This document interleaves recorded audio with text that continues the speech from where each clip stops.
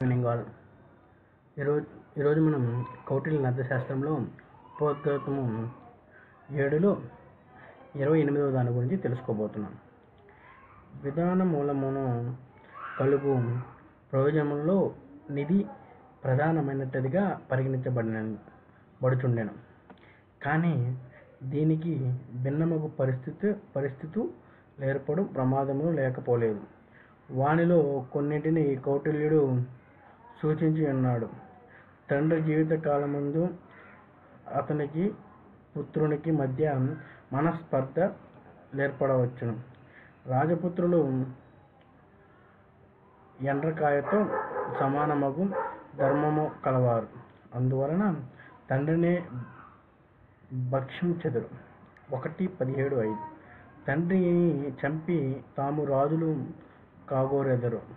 కావున అట్టి పుత్రులను జాగరూకతతో పరీక్షించుచు వారిని రహస్య వధకో దేశాంతర వాసమునకో పాత్రుల చేయవలసిన ఉండెను. ఒక్కొక్కప్పుడు తండ్రి జ్యేష్ఠపుత్రుడియే విరోధియగుటయు ఇతర పుత్రులు యందాభిమానము కలుగుటయు సంభవించుచుండెను. అప్పుడు ఆ పుత్రుడు దేశాంతరములకు వెళ్ళి బలమును స్వీకరించుకొని తండ్రిపై విక్రమించి రాజ్య పహరణ చేయుట కలదు. 1:18-7. ఇది గాక కొన్ని సమయములలో తండ్రి మరణానంతరము జ్యేష్ఠపుత్రుడు అధికారమునకు రాకూడదని కౌటిల్యుడు చెప్పి ఉన్నాడు. ఎట్టి పరిస్థితులతో కూడా దుర్బుద్ధియగు ఏకపుత్రుని సింహాసనాధిష్ఠితునికి చేయరాదు అని అతని అభిప్రాయం. 1:17-51. అట్టి సందర్భములలో రాజు జీవిత కాలములోనే మరియొక పుత్ర సంతానమునకు గాంచవలెననియు లేదా పుత్ర సంతానము లభించినట్లు చూడవలెని సూచించి ఉన్నాడు. 1:17-48. స్త్రీలు అధికారమును వహించరాదని అతని అభిప్రాయం. పుత్రుడు వినయ సంపన్నుడమైన ఒక్కొక్కప్పు అతనికి రాజ్యము లభించకపోవచ్చును. ఈ ప్రమాదము అమాత్యమని దురాశచే కాగని సమాంతరుల ప్రకోపముచే కాని సంభవించుచుండెను.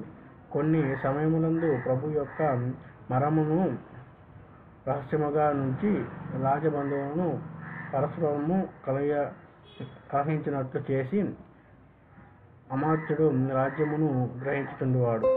ఇదియే ధర్మమని భరద్వాజుని మతము.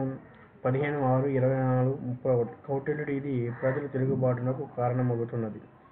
ఇది అధర్మము. దీని వలన కలుగు ఫలితము కూడా అనిశ్చితం అని భరద్వాజుని మతమును ఖండించను గాని 5:6-32. ఇట్టి ప్రమాదము సంభవించవచ్చునని అంగీకరించను. సింహాసనమును అధిష్ఠించిన తర్వాత రాజు అమాత్య అనేకముల సహాయంతో పరిపాలనము చేయుట అవసరమని కౌటిల్యుని అభిప్రాయం.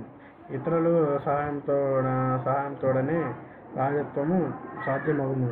చక్రమొకటి ఉన్నప్పుడు బండి నడమజాలదు అని అతడు 7-19.